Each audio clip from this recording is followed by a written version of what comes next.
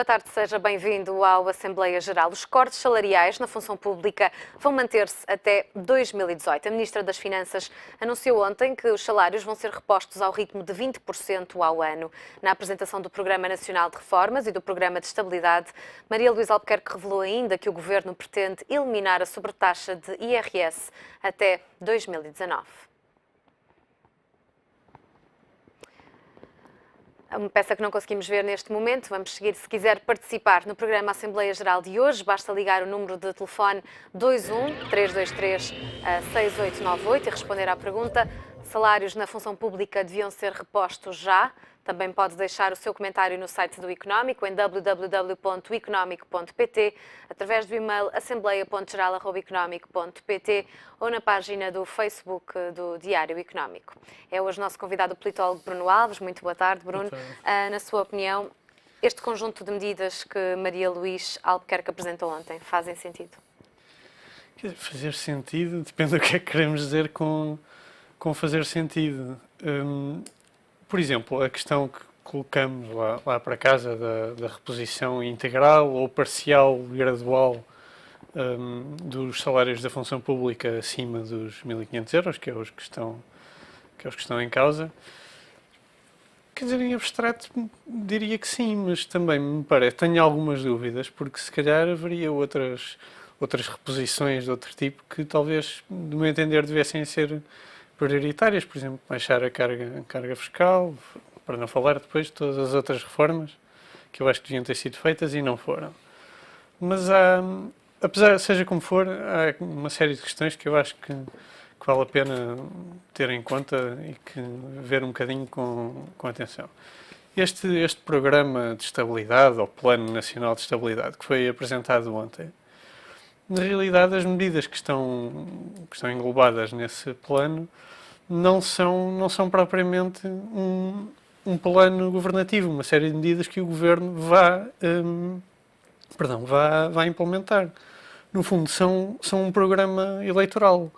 Eu não digo isto no sentido de estar a acusar de que é uma coisa eleitoralista, embora há certos aspectos em que acho que é um bocadinho, mas é mesmo no sentido quase prático do termo.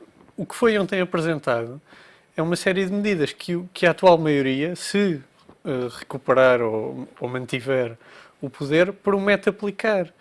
Nesse sentido, são uma série de promessas eleitorais que dependem sempre das pessoas acreditarem ou não e de muitas outras circunstâncias.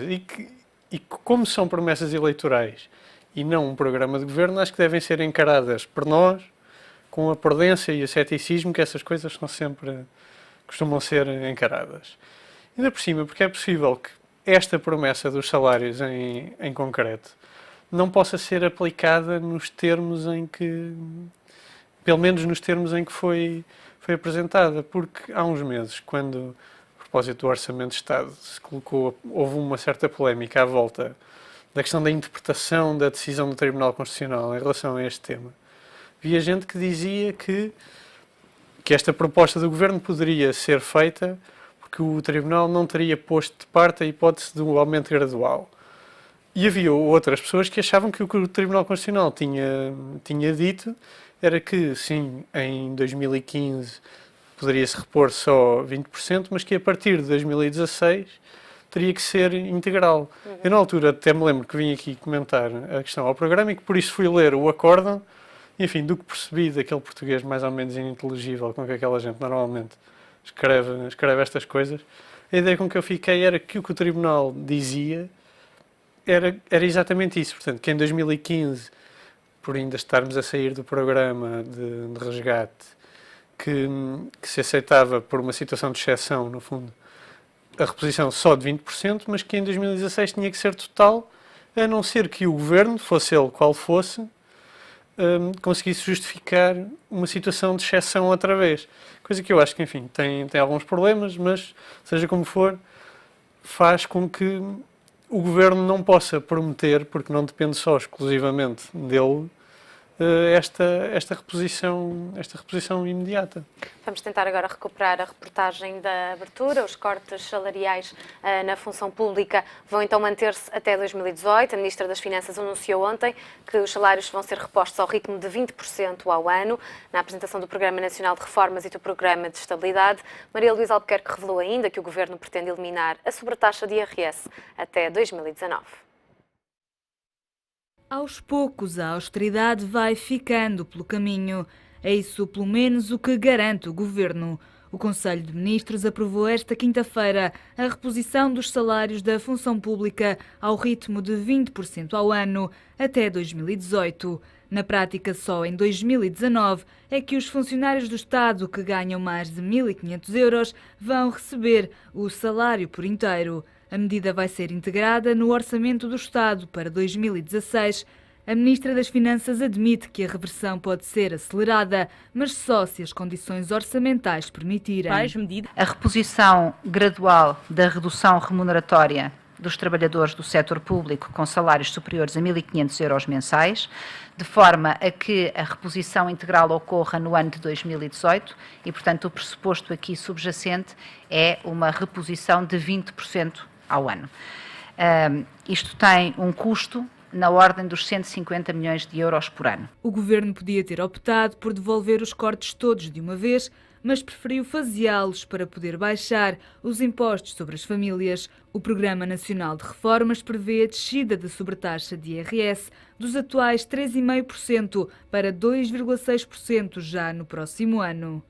Decidimos também propor a redução da sobretaxa de IRS, também distribuída ao longo deste horizonte linearmente e que custa em cada ano cerca de 190 milhões de euros e que conduzirá, neste ritmo, ao desaparecimento da sobretaxa de IRS no ano de 2019. Para as empresas também está previsto um alívio da carga fiscal.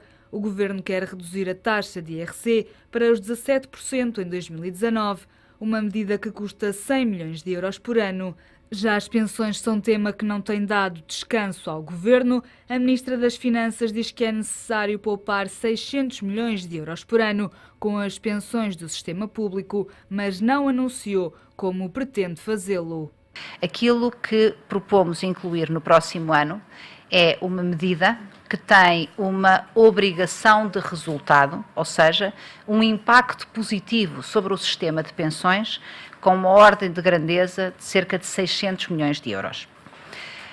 E digo uma obrigação de resultado porque o ano passado o Sr. Primeiro-Ministro disse que não apresentaria uma nova proposta de reforma para o sistema de pensões sem que fosse discutida e acordada com o principal partido da oposição, com o Partido Socialista.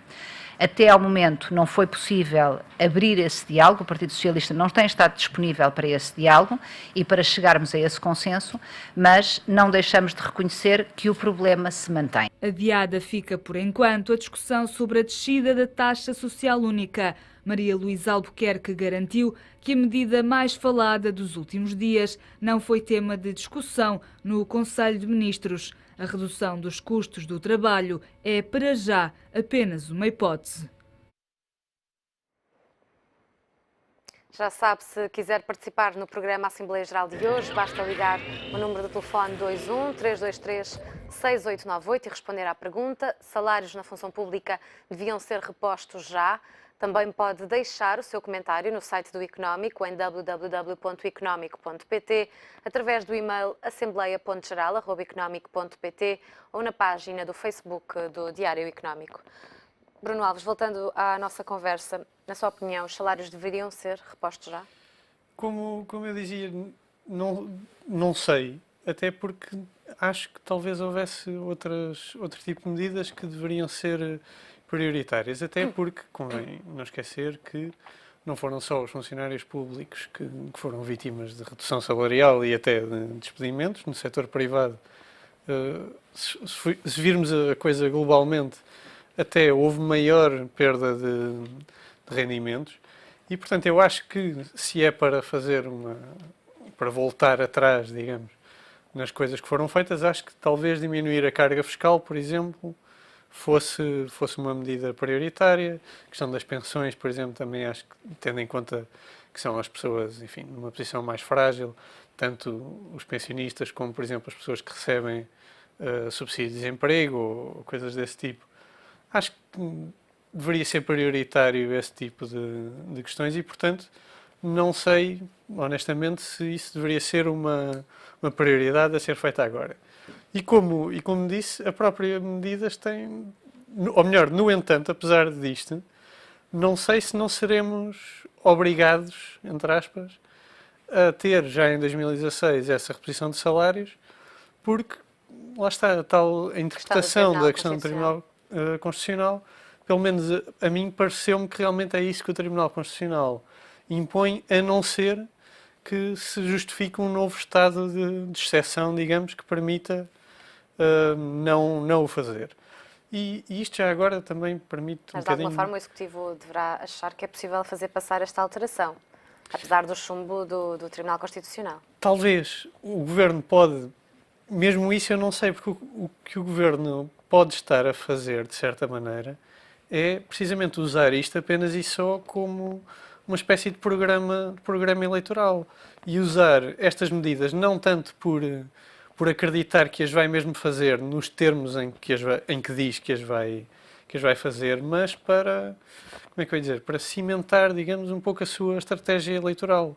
A de dizer simultaneamente que vai melhorar as condições de vida dos portugueses nos próximos tempos, mas que não é eleitoralista. Dizer ao mesmo tempo que vai fazer alguns aumentos de salários, algumas descidas de impostos, mas de uma forma gradual para não se voltar aos erros do passado. Uhum. O que, aliás, leva a uma coisa que, se não me engano, já não me lembro se foi no debate quinzenal de hoje, se foi noutra ocasião qualquer, mas o Primeiro-Ministro, salvo erro, disse que não se pode repor de uma vez as condições de 2011 para não voltarmos a ter os problemas de 2011. Ora, como falámos aqui a semana passada, este tipo de retórica, no fundo, esconde e, ao mesmo tempo, inadvertidamente, traz à superfície o falhanço do Governo. Porque se fazer este tipo de coisas de uma vez implicaria forçosamente voltar aos problemas de 2011, isso só quer dizer que o Governo não conseguiu resolver de forma estruturada esses mesmos problemas. E, portanto, a única coisa que conseguiu fazer é um pouco uns remendos aqui e ali que mantiveram o sistema mais ou menos na mesma, mas com menos dinheiro para as pessoas. E isso, enfim, não é bom nem para o futuro do país, nem para a vida imediata dessas mesmas pessoas. Vamos ouvir a primeira opinião que nos chega ao telefone. No Chaneves, liga-nos de Rio Maior. Muito boa tarde. Olá, Inês, e também o Bruno. Olha, Inês, sabe o que é que me apetece fazer? Se pudesse, vendia tudo e ia-me embora daqui. Palavra. Mas simplesmente uma pessoa também não pode vender nada, porque se vender, o Estado fica-nos com dinheiro. Se não fazemos isto, não sei o quê, se levantar dinheiro do banco, também somos penalizados. Quer dizer, nós somos penalizados de toda a maneira do feitio.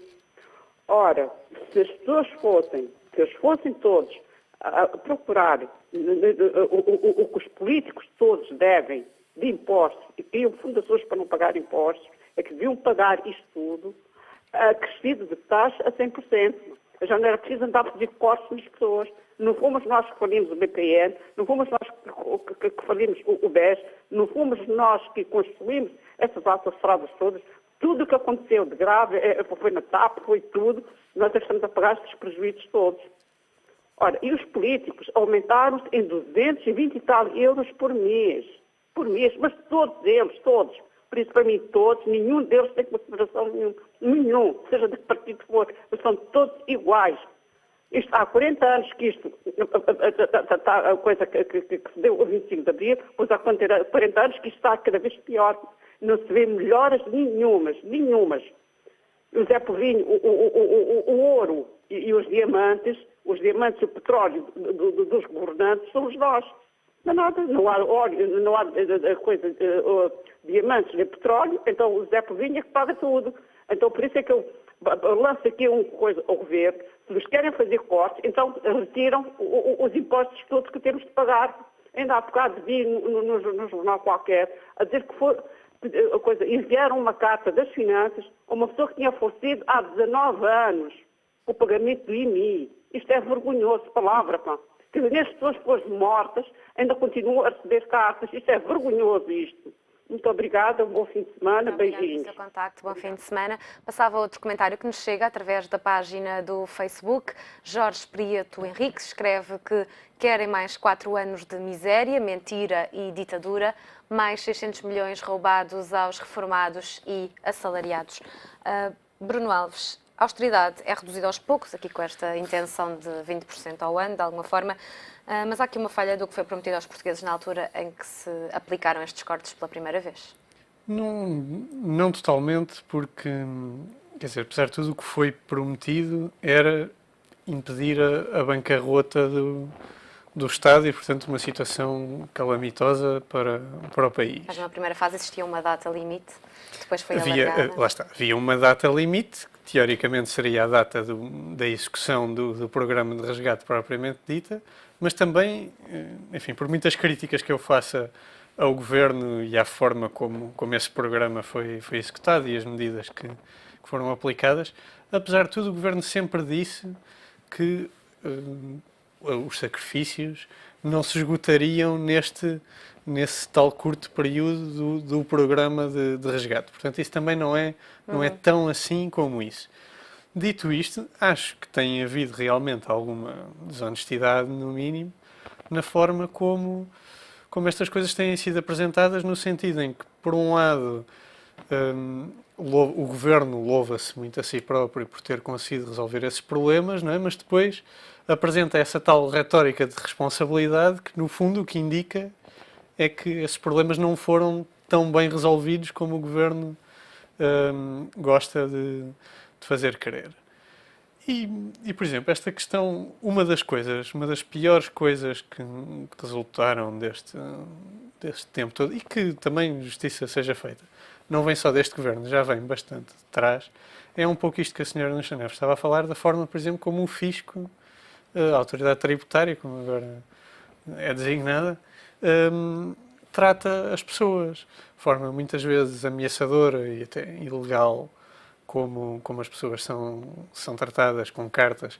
Pelos vistos, até os mortos as recebem, como a senhora Nuxa Neves dizia, que na realidade demonstram uma atitude mais ou menos autoritária do Fisco e que também revelam um aspecto que é grande parte do pouco que o Governo conseguiu foi precisamente através de uma coleta de impostos, não só através do aumento de impostos, que teoricamente tem consequências mais para a economia, como também decorre de uma atitude abusiva por parte da autoridade tributária, neste caso, e que tem, para além das consequências muito negativas que tem para a vida cotidiana das pessoas, tem depois também uma outra consequência, que é diminui um pouco a qualidade da vida legal, da legalidade em Portugal. Realmente, vivermos num Estado em que as pessoas são, pela autoridade tributária, muitas vezes, na prática, consideradas culpadas e têm que provar que pagaram devidamente o que deviam pagar ou que não devem aquilo que a autoridade tributária lhes diz que devem. Têm que provar que são inocentes porque são culpadas até prova em contrário, de certa maneira. Não é um clima salutar para se viver. E realmente isto só acontece porque o Estado e o Governo que temos tido não conseguiu enfrentar a emergência que tinha para enfrentar sem ser através também meios de emergência.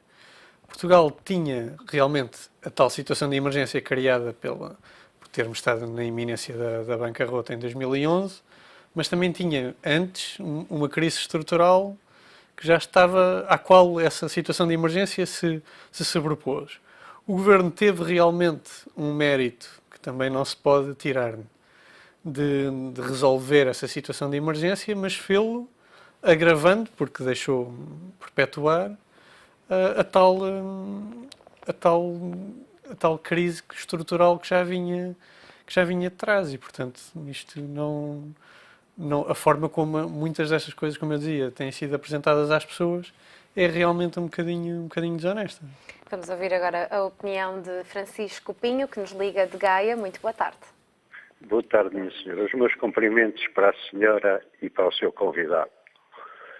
O Sr. Bruno afirmou que considerava prioritário ou mais prioritário diminuir os impostos do que repor os salários da função pública.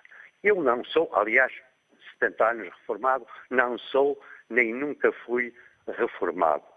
Mas olhe, minha senhora, sou careca, senão tinha ficado com os cabelos todos do pé. O que o senhor defende é o seguinte: é determinada classe tiraram 2 frangos por mês. E ele considera que é prioritário distribuir uma asa de frango por toda a gente do que repor os 2 frangos a essa classe. Bom, cada um pensa o que quer e cada um também pensa o que quer dos outros. É a grande vantagem da democracia. E eu termino fazendo só uma pergunta ao Sr.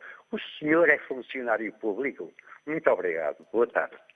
Bruno Alves. Não sou funcionário público, meu senhor, mas quer dizer, vamos lá ver uma coisa. Quando eu disse que achava que era prioritário baixar os impostos, era precisamente baixar os impostos a toda a gente que paga impostos.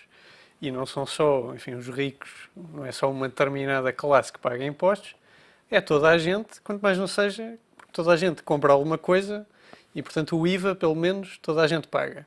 É verdade que há muita gente que está isenta de IRS, por exemplo, mas do IVA nenhum de nós está isento porque todos nós compramos coisas, não é? E, portanto, todos nós pagamos impostos.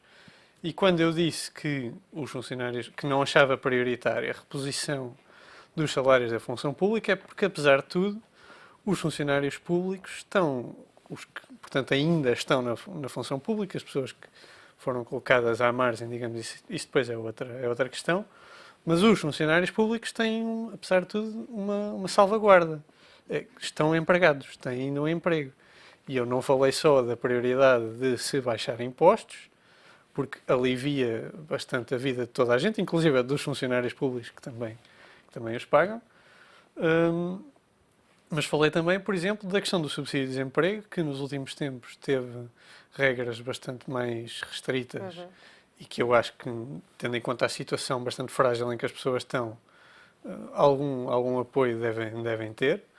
E isto até, sendo eu bastante liberal, acho que uma pessoa que está no desemprego, o Estado, enfim, deve ajudar essa pessoa a não cair, enfim, na miséria.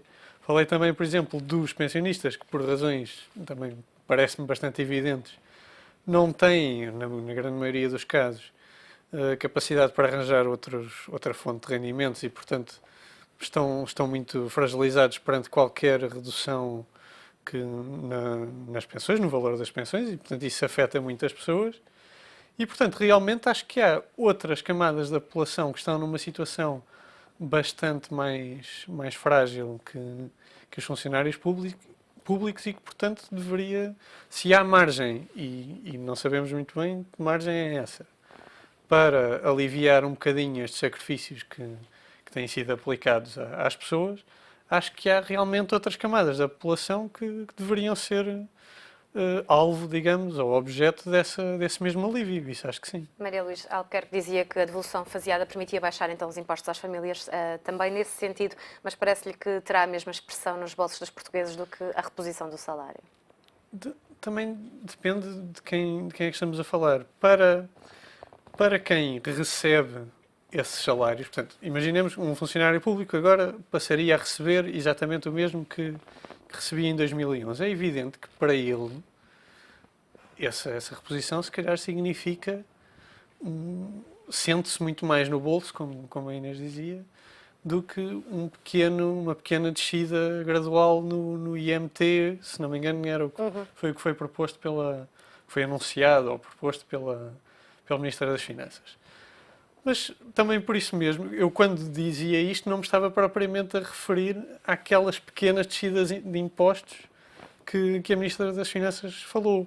Aquilo a que eu me referia era um pouco aquilo que falámos a semana passada, o que se deveria fazer era precisamente uma reforma verdadeiramente abrangente que mudasse o papel do Estado, aquilo em que o Estado faz, que por consequência também mudasse a dimensão do Estado, permitisse que o Estado agisse naquilo em que realmente é preciso, porque também, mesmo nas funções sociais, há pessoas que se calhar recebem, por exemplo, pensões do Estado que se calhar não precisavam, porque teriam rendimentos próprios que se calhar é escusado o Estado estar a dar, quando depois há pessoas numa situação muito mais frágil que recebem muito menos do que o que se calhar o Estado, feita essa reforma, lhes poderia dar. O mesmo se aplica, por exemplo, aos desempregados.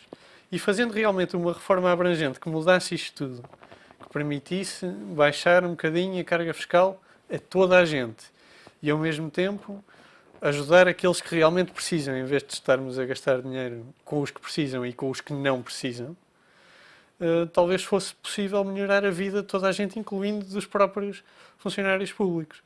O que eu realmente acho que não é nada prioritário é estas pequenas medidas mais ou menos setoriais que me parecem muito mais tentar colher alguns votos aqui e ali e, como eu dizia, cimentar um bocadinho a tal estratégia eleitoral do governo do que propriamente melhorar essas condições de vida de toda a gente e não só de uma determinada classe, como o Sr. Francisco Pinho há pouco me acusava de estar a defender. Desse ponto de vista, a política não será mais um tiro do pé do Executivo a poucos meses das legislativas? Não sei se será, depende do que é que a Inês quer dizer com um tiro no pé. Se eu acho que isto é negativo, eu acho que sim. Não sei se será, como é que eu ia dizer, visto ou percepcionado como negativo pelas pessoas. É possível, por um lado acho que algumas pessoas irão olhar para isto com alguma desconfiança, porque percebem, lá está, como eu dizia há pouco, que é mais uma promessa eleitoral do que um programa governativo, e portanto vão olhar para isto com a desconfiança com que olham para qualquer proposta eleitoral.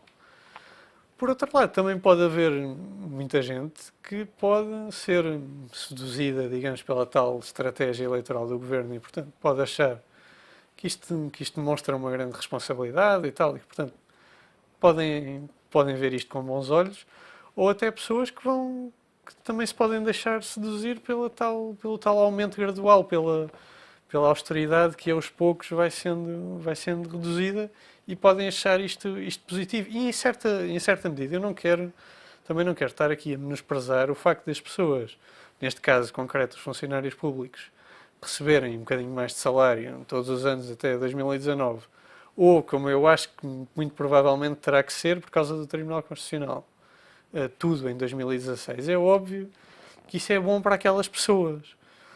Agora, eu o que tento aqui fazer é um bocadinho ver as coisas um pouco mais alargadas e, portanto, tentar ver o que é que eu acho que seria bom para o país como um todo. E aí eu acho que isto não fará assim tanta diferença como isso.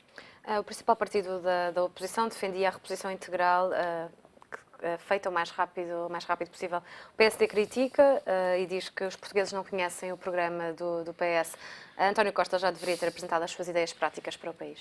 Não, sim, algumas ideias deveria ter apresentado e também, em certo sentido, também as tem António Costa. Apesar de tudo, nós sabemos mais ou menos, mesmo que de uma forma um pouco abstrata, nós sabemos mais ou menos o que é que António Costa defende. É verdade que não tem ainda um programa eleitoral com medidas concretas, mas também não sei se isso será propriamente uma necessidade agora, porque também muito provavelmente ninguém prestaria grande atenção.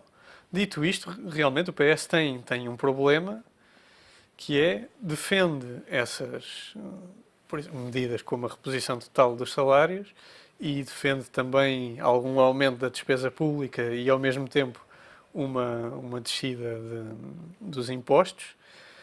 E tem um problema, que é mostrar como é que isto se paga. E realmente, como a Inês agora disse, não explica muito bem, ou não tem explicado até agora, muito bem como é que isso vai fazer. Mas, curiosamente, ontem, na quadratura do círculo, Lobo Xavier, do CDS, portanto uma pessoa mais ou menos insuspeita nestas coisas, dizia que isto que o Governo apresentou ontem, se fosse apresentado pelo PS, seria criticado pela atual maioria, precisamente por isto que estamos aqui a falar em relação ao PS.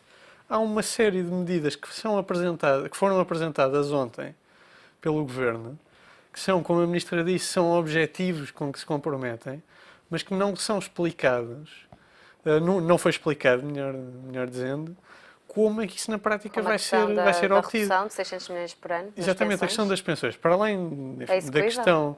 para além da questão substantiva do sistema de pensões, que também podemos falar, já falámos a semana passada, mas podemos falar outra vez, há a questão prática de como é que aquilo vai ser feito.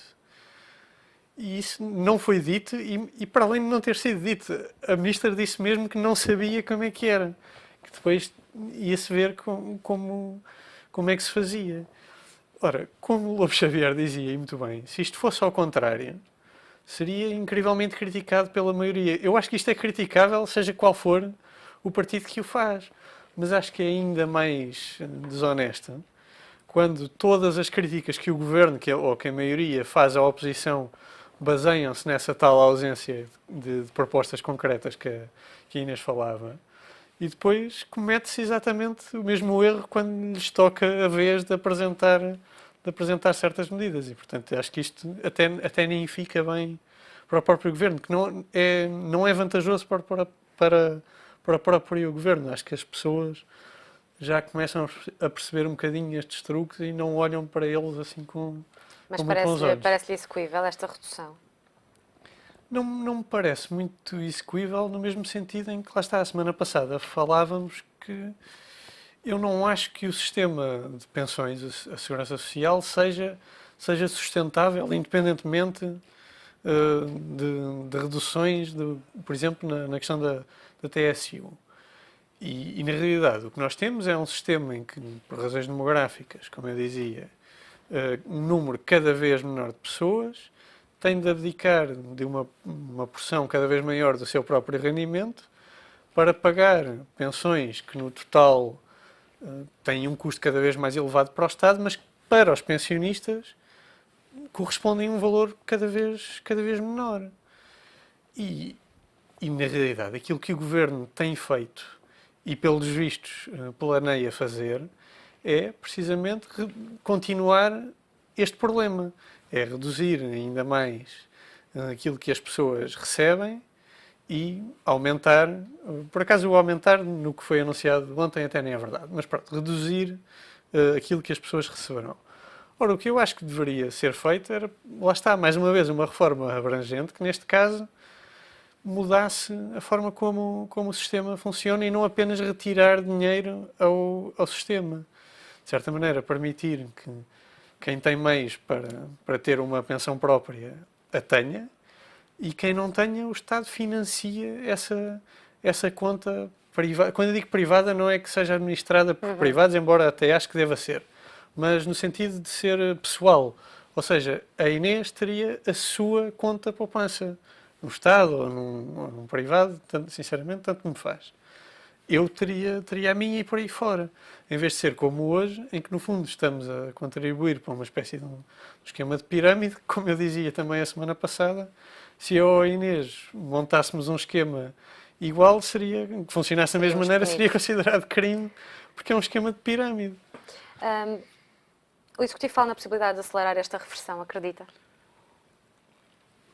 Peço desculpa. Dentro do panorama orçamental. Pode ser possível de duas maneiras. Em certo sentido, pode ser, como eu dizia há pouco, pode ser que seja forçoso que assim seja, porque, pelo menos na questão da reposição dos salários, pode ser que, se a minha interpretação do que o Tribunal Constitucional está correta, vai ter mesmo que ser em 2016.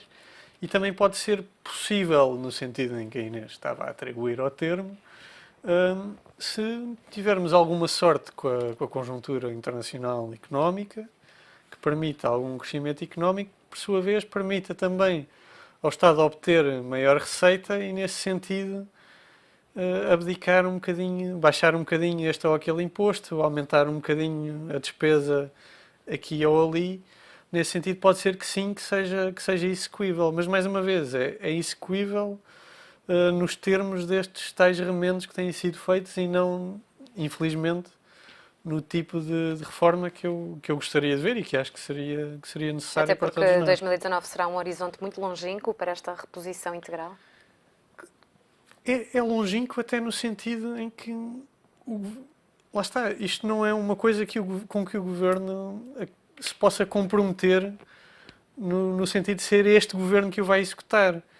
Mesmo que a maioria volte a ganhar agora em setembro ou outubro, não é uma coisa que este Governo se possa comprometer. Isto, no fundo, são uma série de promessas eleitorais que vamos ver se podem ou não ser cumpridas.